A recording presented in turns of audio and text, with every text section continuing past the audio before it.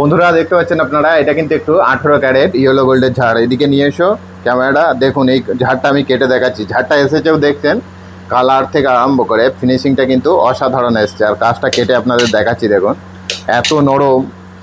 এটি কিন্তু 18 carat yellow gold, একদমই নরম।